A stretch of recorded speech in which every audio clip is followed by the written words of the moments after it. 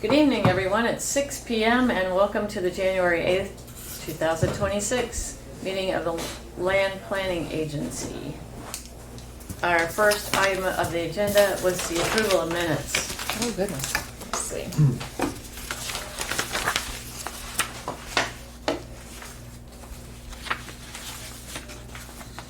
Okay.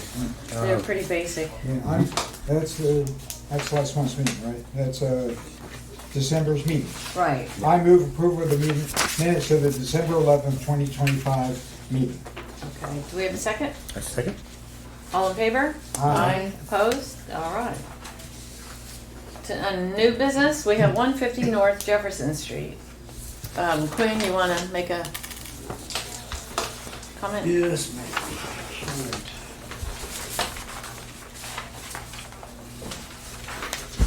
You guys have a development application from Mr. John Luce.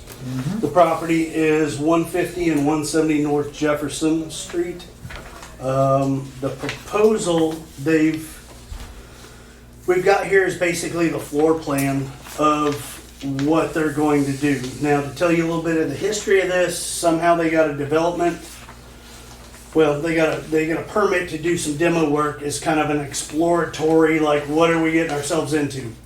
The county gave them a demo permit to remove the roof. So there's two roofs. So it was more the ceiling or the old roof they removed, the HVAC system, and to start looking at it. They also ended up, I think, going a little bit above and beyond by removing the floor once they realized there was rot. So really, to try to clean this up, we need to give approval from the city so that they can address some other issues.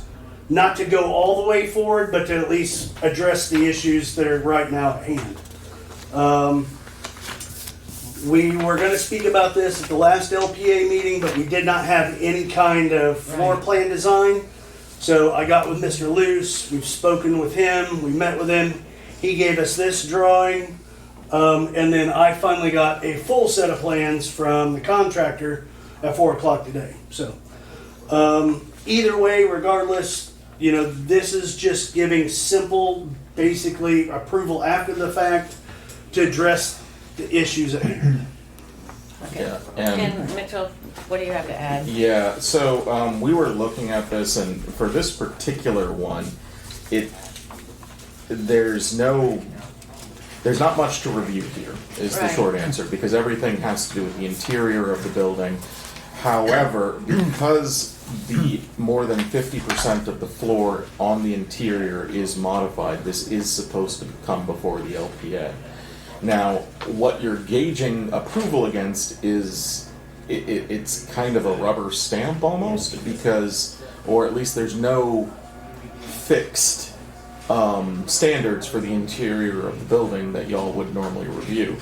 But I think the intent here was when you have more than 50% of the floor plan being modified, we need to check and make sure that nothing that you would need to review is also being modified as a component of that. I don't see where anything that y'all would need to ordinarily review would be a component of that, so that's kind of where we're at with this one. Okay, and in kind of, I don't like to use the term rubber stamp because we don't do that here. But in taking a look at this, is anyone seeing any issue? I don't Right see now. an issue with him obviously doing this renovation. I see he's putting the wall back in the back so that egress alley is still there Right. for the neighbor, so I think that's great. Other than, yes, he needs to get it, renovated, improved. That's great. I do want this on record that I do have a serious concern that he wants to operate it as a warehouse. To me, that's an industrial use. They receive packages, they ship out packages on behalf of a retail business, but it is not an on-site retail business. Our code for B1 does not allow for industrial use or warehouses in that zoning district. What remedy do we have, Mitchell, to assure that it's a retail and not industrial? Well, so there's no definition for warehouse in the code. What there is a definition for, and what we were just looking at, is a definition for store retail. The definition for store retail doesn't really limit. It's just for direct sales to the public, for which I understand that they're doing. It doesn't say in-person sales. It also doesn't say that they have to permit public entry into the facilities. Yeah, that's a problem. I think we have a real problem in our town. We've worked real hard over the last 10, 12 years that I've been here to get our town revitalized. And what we're finding now is people are buying these businesses and they're becoming closed to the public. Our downtown is going to look vacant again, and I'm very concerned what's happening downtown. Well, and this will make number 2 downtown, and we have already flagged this issue as something that needs to be addressed. So, I mean, And that's a code I would- change. Well, Exactly. but I honestly think something. To me, this is a warehouse. It's a shipping center. It's going to be shipping. It's going to be UPS in, UPS out. I don't see that as retail. And yes, they have an online storefront. That's the retail. To me, this location is a shipping center. It's industrial use, and industrial is not allowed. So I don't know. I see there's gray area there. I see both sides, but I mean, we need to protect our downtown with everything because we're slowly it's dying. It's going to die. I had two similar concerns to Michelle, and I agree with most of what she said. One was one of my questions was, what's the type business that's going to go in there, for the same reasons.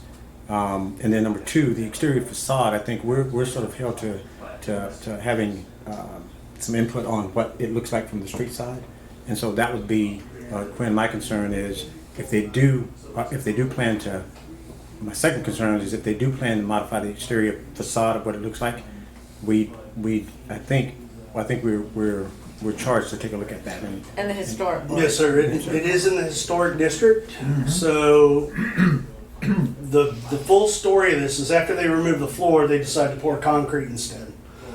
So what they had to do is they had to remove, we were told, just the window to get the concrete chute. Yeah, and to be clear on this one, we are relatively certain that the business owner was not informed that they were removing a portion of the wall. From everything that was presented to Quinn and to the city, they were planning on removing a window, which would not have triggered any exterior modifications whatsoever. The wall was either through mistake or through miscommunication demolished, at least in part here. So they're working on remedying that situation, but that would normally go before the Historic Design Review Board, I think, before it reaches y'all. Exactly. And Mr. Luce is well aware of that. He's been given the certificate of appropriateness. He's got to come up with plans on how he's going to rebuild that wall. The good news is the other door to the south is still in existence, so he can use that as the template to redo and rebuild the wall that was. Yeah, this wasn't something that we think was planned. No, ma'am. No, Yeah. sir. Okay. Brian, you have any? Yeah, I mean, I think from a practical point of view, apart from code, if anybody's trying to get UPS or FedEx trucks in or out of that space to not move gonna work material, well on it's going to be a disaster. Yep. I mean, it's going to be a risk. There are very few times of the day when those parking places are restored that there aren't people parking there. And if they're trying to move or get truck access there, it's going to be impossible. it's going to be actually a hazard because there are big trucks trying to get around that corner. It's already tight. Yeah. So, yeah, I mean, I'm adding to, I agree with the other concerns, but I'm going to add an additional practical concern that it's going to be almost impossible to operate that type of business from that This is a storefront. type of business for the industrial park or. Okay, so Mr. What challenge would we have to the use of this building right now, as it is? Any? Personally, I don't see one, unfortunately. I mean, in the industrial park, it's contemplated as being more manufacturing and sort of industrial like true industrial usage, not just storage. And this is supposed to be a clothing No, retailer. but it's storage. Things don't even come out of packages. I mean, they go from one box to the next box, and then if you've seen the volume of the boxes that go in and out of this girl's business, we're gonna have a real we are gonna have a real serious problem. And to me, the large semis that now regularly come through town, that's an S curve for what's that, WB40 Yeah. semi, those long wheel semis. That's a compound turn they got to make coming around the curve just to go back and make the S the other way. And I pass there all the time, and that's a tight, short curve there. And this is Mr. DOT. Yeah, so you know what you're talking about. And so the practical side of it, like Brian said, that's something that we should, if we can apply some weight there, we should. I think so, and I just good luck. And by February, we've got to in B1, because it's just B1 that we're looking at tightening up our definition of retail. And you know, in modern times, the next thing comes out, and people are readjusting their terminology because that next thing is not compatible with what's already there. And so maybe that's 2 checks now against our downtown, but on the positive side, let's remember that when things don't work, they don't work. So an inappropriate business in a certain district somewhere, you know, will fade away because it's not working. Just so it's on record that this board is seriously concerned about health, safety, and welfare issue with what could go in and out of this business, not just foot traffic and shopping. Correct. And I'm still going to say, I think, for instance, the Amazon warehouse on Mahan there, I don't think that's considered retail. I think that's considered industrial. So I do think somewhere, maybe our code doesn't clarify it, but it needs to clarify the difference between industrial and retail, because a warehouse use that just has goods shipped in and out. Well, and it does. We have a place for that, and we have several buildings on Railroad that are sitting there and ready for someone to move in and do exactly this, that won't be a menace to the neighbors and the neighboring R1 or our major thoroughfare there on 19 downtown. So. Yeah, I don't know obviously what he's planning to charge, you know, for lease terms there, but I struggle to understand how you can, you know, pay retail square foot space or, And for you know. Yeah, this doesn't feel. I don't understand that aspect Yeah, either. yeah. Like, that's not really our Right, call. right. I know, at the it's same not, time. but I mean, just. I'm worried about the future of our town, because if we continue to have businesses that are not open to the public, it's gonna slowly fade away again. No, we've got the Gellings business, we've got an empty storefront, you know, on the corner, there, and now we've got 2 empty And then storefronts someone across from just each bought other. where Two Sisters was, and they had told the seller that they were gonna leave Two Sisters in there 6 months, and then they immediately shut it down, kicked everybody out, and I've heard that might be an office too, and it's just sad. Yeah, Okay, so back to what our job tonight is, and that's it's hard to want to support someone's application when we have serious concern about what's going there and what's already happened there. But with that, you need us to make a motion to approve. That's for you all to decide. I can't tell you that.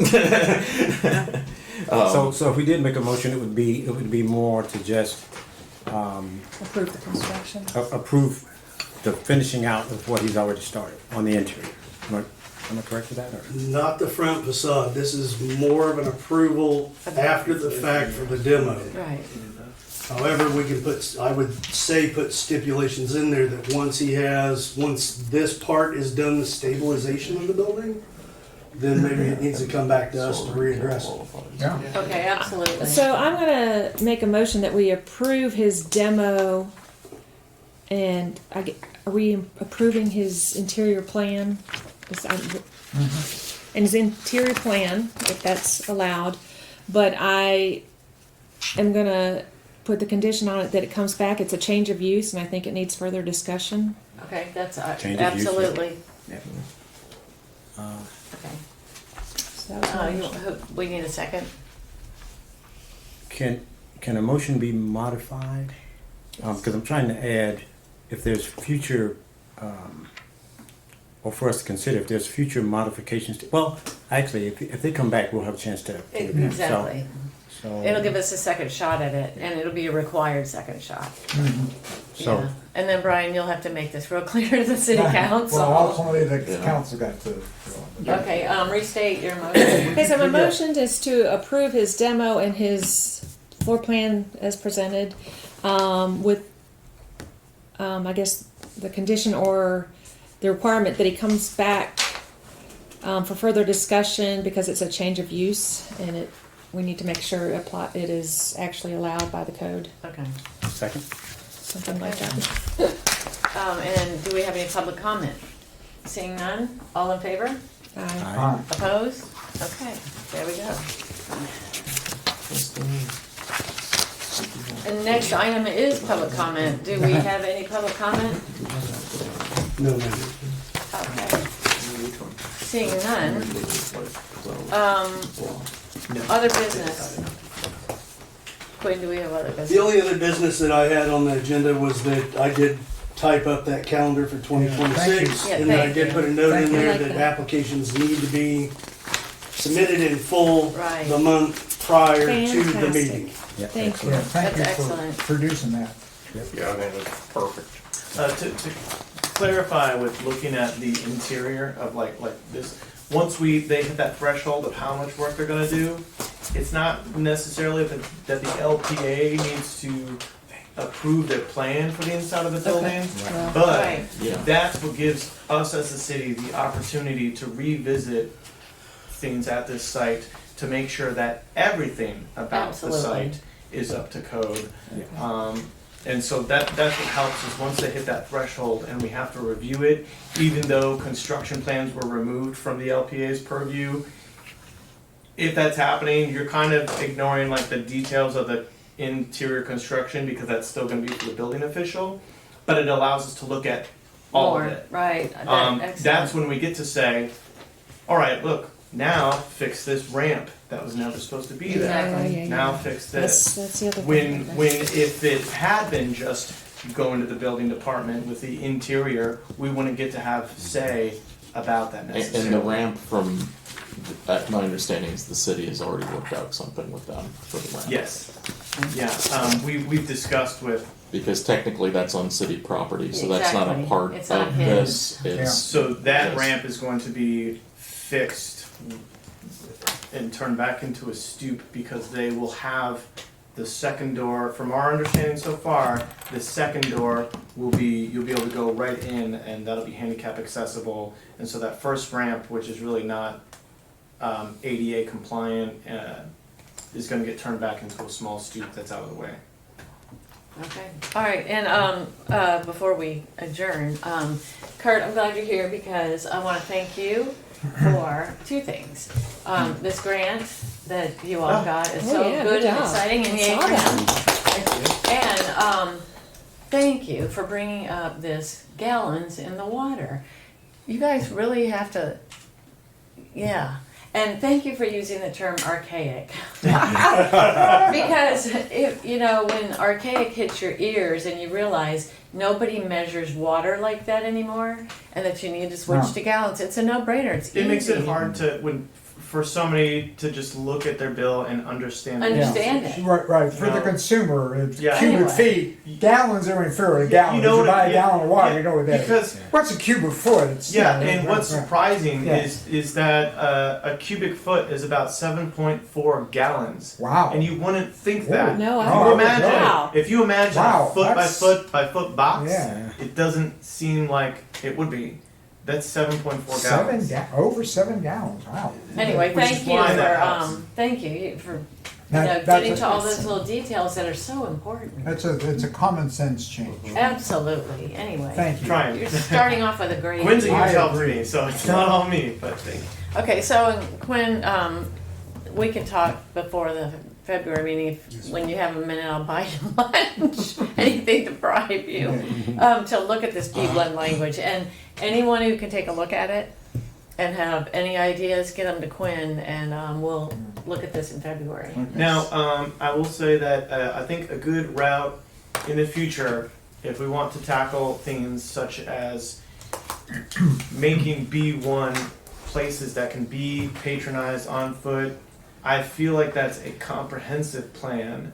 That may be, it's It probably may be. both. Where you would put it in a comprehensive plan to support the B1 district by making it so that people walk in, that It's your language. walkability. That language sounds like Element. something for Right. the comprehensive Yeah. plan. Right, Okay. so, yeah, I agree, and ultimately, I mean, maybe it's a definition.